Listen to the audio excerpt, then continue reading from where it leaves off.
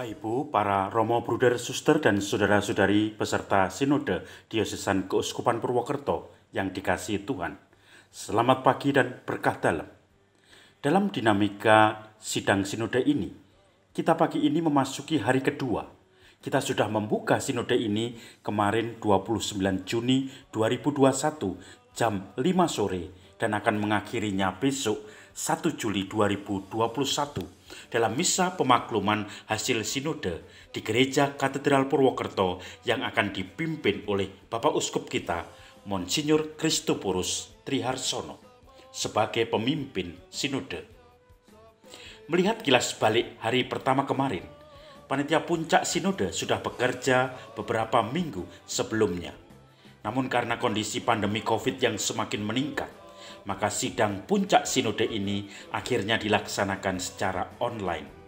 Walaupun ada beberapa peserta sidang dari tim steering komite, tim perumus, dan para pendamping ahli harus bersidang secara tatap muka dengan protokol kesehatan yang ketat untuk memudahkan mereka bekerja dalam merumuskan gagasan, visi, dan misi beserta penyusunan program kerja keuskupan kita ke depan.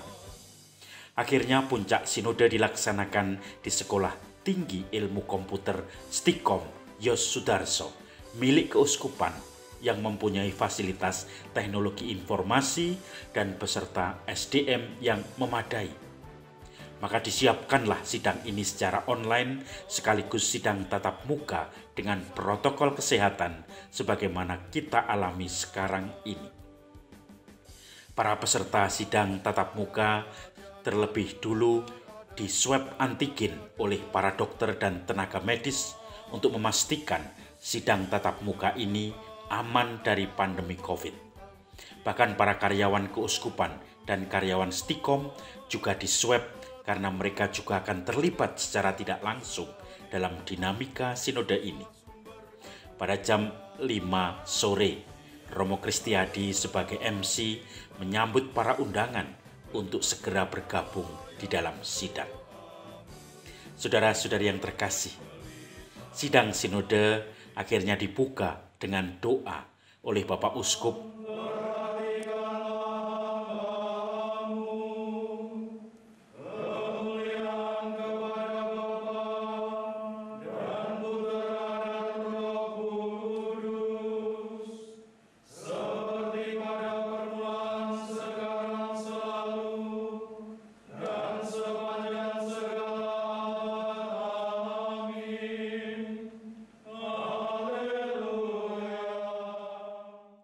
dan dilanjutkan dengan pemberian sambutan dan pengetokan palu, simbol sidang dimulai.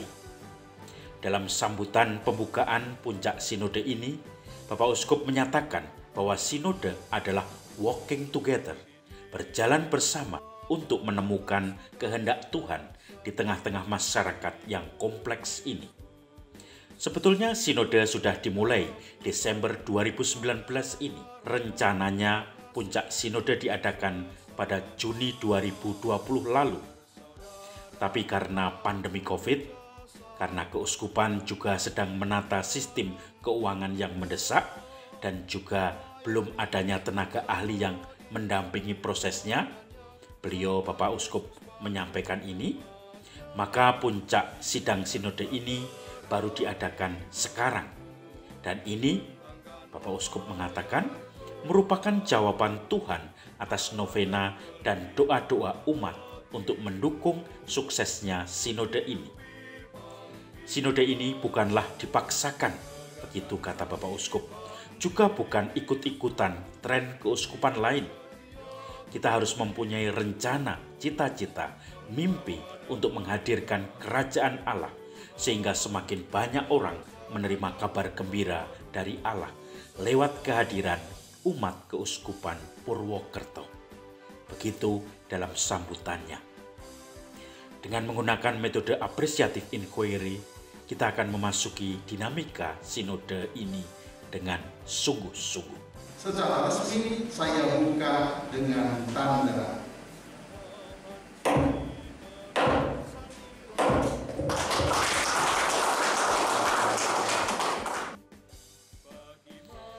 Kemudian acara dilanjutkan dengan prospektus yang disampaikan oleh Romo Vikjen kita, Romo Suratman.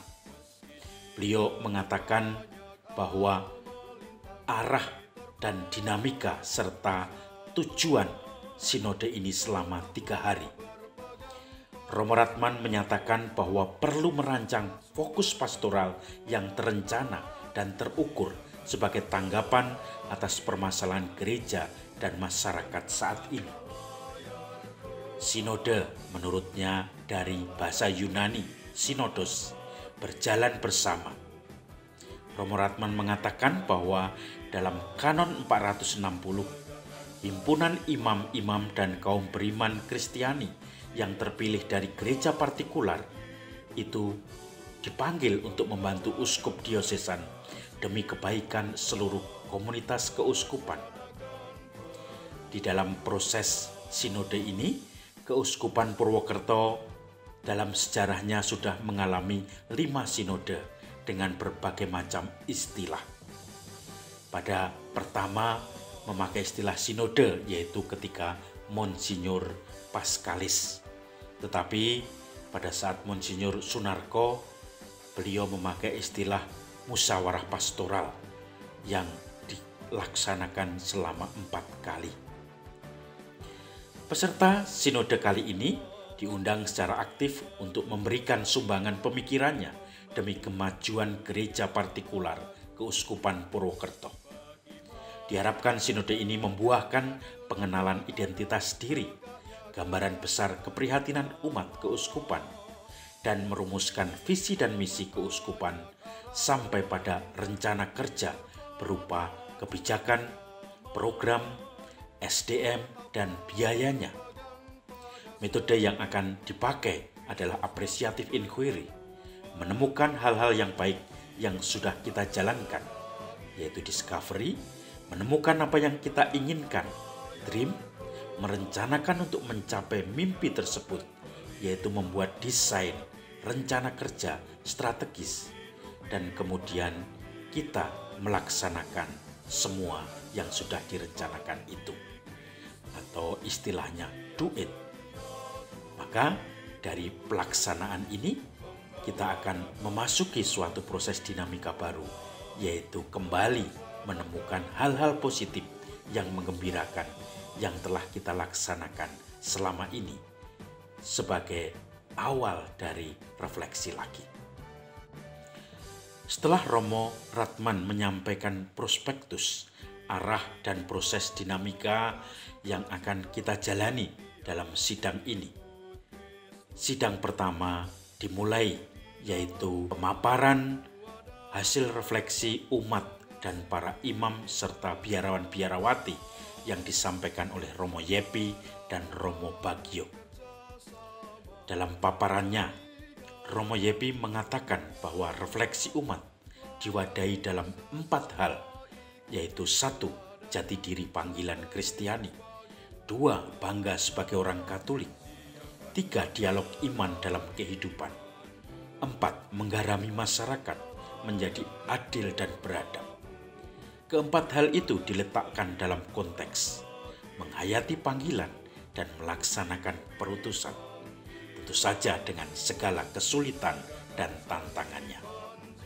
Sementara Romo Bagio melaporkan bahwa banyak hal baik dan gagasan pastoral yang sudah dikembangkan, termasuk menemukan hal-hal yang perlu diperbaiki. Romo Bagio mengkategorikan dalam 4 gerak hasil refleksi para imam biarawan-biarawati itu, yaitu dalam kategori diakonia, koinonia, liturgia, dan martiria. Dan sumbangan kas tarekat yang nyata adalah yang pertama membantu karya paroki, kemudian membantu kaum KLMTD, yaitu kaum miskin, terlantar, difabel dalam karya sosial, dalam karya pendidikan, karya rumah sakit, dan juga pengembangan devosi umat.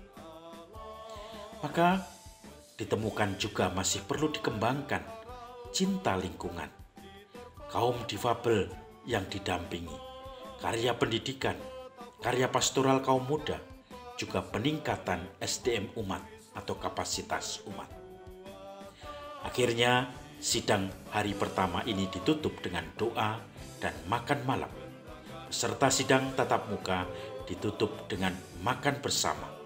Dan pada jam 21, peserta sidang ikut berdoa dalam doa malam kompletorium yang dilaksanakan oleh umat Paroki Hati Kudus Yesus Tegal. Maka saudara-saudari, selamat melanjutkan sidang hari kedua. Tuhan memberkati.